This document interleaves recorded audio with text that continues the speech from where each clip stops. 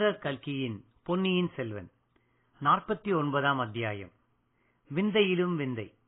உங்களுக்காக வாசிப்பது San Francisco பே ஏரியாவில் இருந்து ஸ்ரீ. குந்தவை பிராட்டி வந்தியத்தேவன் நீட்டிய ஓலையை பெற்றுக்கொண்டு படித்தாள். அதுவரையில் நெறிந்த புருவங்களுடன் சுருங்கியிருந்த அவள் முகம் இப்போது மலர்ந்து பிரகாசித்தது.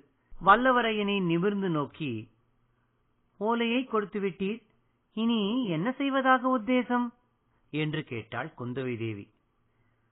தங்களிடம் ஓலையை கொடுத்ததுடன் என் வேலையும் முடிந்துவிட்டது. இனி நான் ஊருக்கு திரும்ப வேண்டியதுதான்.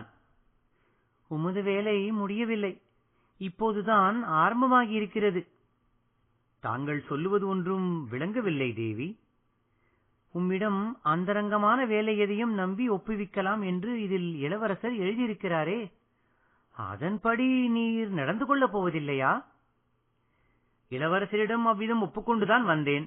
ஆனால் என்னை நம்பி முக்கியமான வேலை எதுவும் ஒப்புவிக்க வேண்டாம்.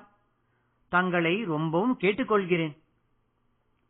உமது கோரிக்கை எனக்கு விளங்கவில்லை. ஒன்றை ஒப்புக்கொண்ட பிறகு பின்வாங்குவதுதான் வானர் குலத்தின் மரபா?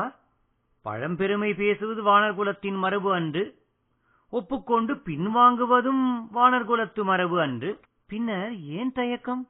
பெண் குலத்தின் பேரில் கொண்ட வெறுப்பா, அல்லது என்னை கண்டால் பிடிக்கவில்லையா என்று இளவரசி கூறி இளநகை புரிந்தாள். ஆஹா, இது என்ன கேள்வி? கடலுக்கு சந்திரனை பிடிக்காமல் போகுமா? பிடிக்கவில்லை என்றால் 1000 அலை கைகளையும் நீட்டி பூரண சந்திரனை ஏன் தாவி பிடிக்க முயல்கிறது? நீலவானத்துக்கு பூமாதேவி பிடிக்கவில்லை என்று யார் சொல்லுவார்கள்? பிடிக்காது போனால் இரவெல்லாம் 1000 நட்சத்திர கண்களினால் இந்த பூமியை உற்று உற்று பார்த்து ஏன் பூரித்துக் கொண்டிருக்கிறது? மேகத்துக்கு மின்னலை பிடிக்காதிருக்குமா? பிடிக்கவில்லை என்றால் தன்னை பிளந்து கொண்டு பாய்ந்தோடும் மின்னலை அப்படி ஏன் இறுகத் தழுவி மார்போடு அணைத்துக் கொள்கிறது? வண்டுக்கு மலர் பிடிப்பதில்லை என்பது உண்டா? அங்கனமானால் ஏன் ஓயாமல் மலரைச் சுற்றி வட்டமிட்டு மதிமயங்கி விழுகிறது? விட்டில் பூச்சிக்கு விளக்கை பிடிக்கவில்லை என்றால் யாரேனும் நம்புவார்களா? அவ்வாறெனில் ஏன் அந்த விளக்கின் ஒளியில் விழுந்து உயிரை விடுகிறது? தேவி, நல்ல கேள்வி கேட்டீர். தங்களை எனக்கு பிடிக்கவில்லை என்றால் தங்கள் கடைக்கண் பார்வை என்னை ஏன் இப்படி திகைக்க வைக்கிறது? தங்கள் இதழ்களின் ஓரத்தில் விளையாடும் இளநகை என்னை இந்த கவலையுடன் அந்த மாநகரின் பிரதான வாசலுக்கு சற்று தூரத்தில் அரசியலாற்றங்கரையில் வந்தியத்தேவன் நின்றிருந்த போது நாடக கோஷ்டி ஒன்று வந்தது. கண்ணன், பலதேவன், கம்சன் முதலிய வேஷக்காரர்கள் வந்தார்கள். அவர்களில் கம்சன் மட்டும் மரத்தினாலான முகத்தை தரித்திருந்தான். வந்தியத்தேவனுக்கு ஒரு யோசனை தோன்றியது. நாடக கோஷ்டியுடன் பேச்சு கொடுத்தான். கம்சன் வேஷம் போட்டவனுக்கு ஆட்டத் திறமை அவ்வளவு போதாது என்றான். கம்ச வேஷக்காரன் இவனுடன் சண்டைக்கு வந்தான். வந்த சண்டையை லகுவில் வல்லவரையன் விடுவானா? உன்னை விட நான் நன்றாக ஆடுவேன், பார்க்கிறாயா என்று சொல்லி முகமூடியை பலவந்தமாக பிடுங்கி வைத்துக் கொண்டு ஆடினான். அச்சமயம் அவனுடைய ஆழவார தடபுடலை பார்த்தவர்கள் அவனை மெச்சினார்கள். அவன் ஆடியதுதான் அதிக பொருத்தமாயிருந்தது என்றும் சொன்னார்கள். கம்சவேஷக்காரன் கோபித்துக் கொண்டு போய்விட்டான். அவன் போனால் போகட்டும், நானே உங்களுடன் நகரத்துக்குள் வந்து ஆடுகிறேன் என்று வந்தியத்தேவன் ஒப்புக்கொண்டான். நாடக கோஷ்டியார் மகிழ்ச்சியுடன் அவனை தங்களுடன் சேர்த்துக் கொண்டு சென்றார்கள். பழையாறை வீதிகளில் ஆட்டம் பாட்டமெல்லாம் முடிந்த பிறகு வந்தியத்தேவன் ஆதித்த கரிகாலர் சொல்லி அனுப்பியபடி வடமேற்றலை ஆலயத்துக்குச் சென்று ஈசான பட்டரை சந்தித்து பேசினான்.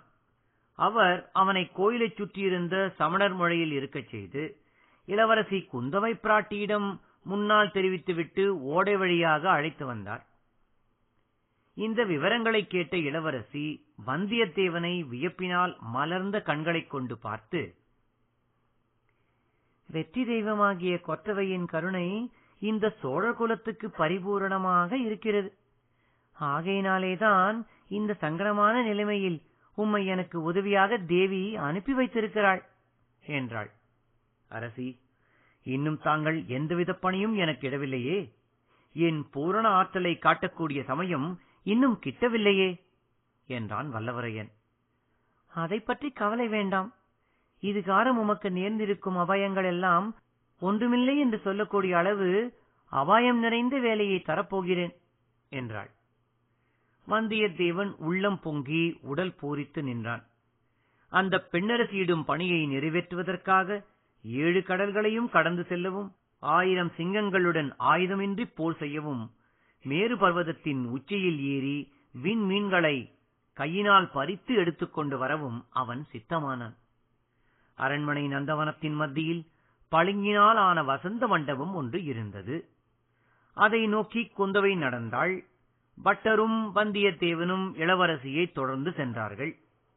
மண்டபத்துக்குள் இருந்த மணிமாடம் ஒன்றிலிருந்து குந்தவை ஒரு சிறிய பனை ஓலை துணுக்கையும் தங்கப்பிடி அமைத்த எழுத்தாணியையும் எடுத்தாள். ஓலை துணுக்கில் எழுத்தாணியினால் பின்வருமாறு எழுதினாள்: பொன்னியின் செல்வ, இந்த ஓலை கண்டதும் உடனே புறப்பட்டு வரவும். விவரங்கள் இது கொண்டு வருகிறவர் சொல்லுவார். இவரை பூரணமாக நம்பலாம். இவ்விதம் எழுதி அடியில் ஆத்தி இலை போன்ற சிறிய சித்திரம் ஒன்று வரைந்தாள். ஓலையை வந்தியத்தேவன் கையில் கொடுப்பதற்காக நீட்டியவாறு, சிறிதும் தாமதியாமல் இந்த ஓலையை எடுத்துக்கொண்டு ஈழநாட்டுக்கு செல்ல வேண்டும். இளவரசர் அருள்மொழிவர்மனிடம் கொடுத்து அவரை கையோடு அழைத்து வர வேண்டும் என்றாள். வந்தியத்தேவன் ஆனந்தத்தின் அலைகளினால் மோதப்பட்டு தத்தளித்தான். நெடுநாளாக அவன் கொண்டிருந்த மனோரதங்கள் 2இல் ஒன்று நிறைவேறிவிட்டது.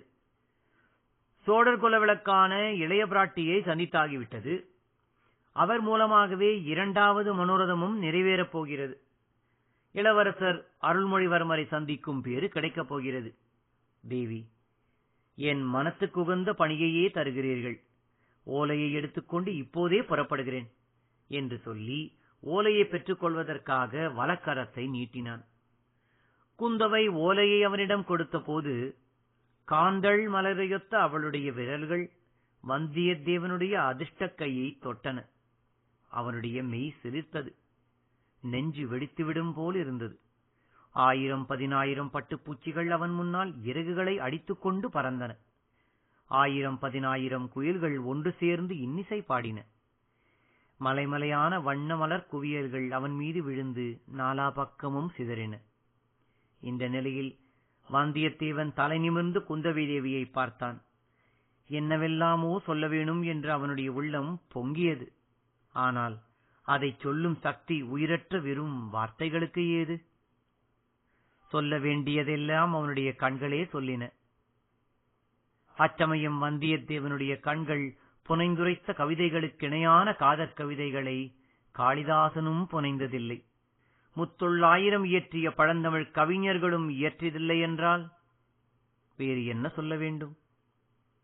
வசந்த மண்டபத்துக்கு வெளியில் எங்கேயோ சற்று தூரத்தில் காய்ந்த இலைச்சருகுகள் சலசலவென்று சப்தித்தன.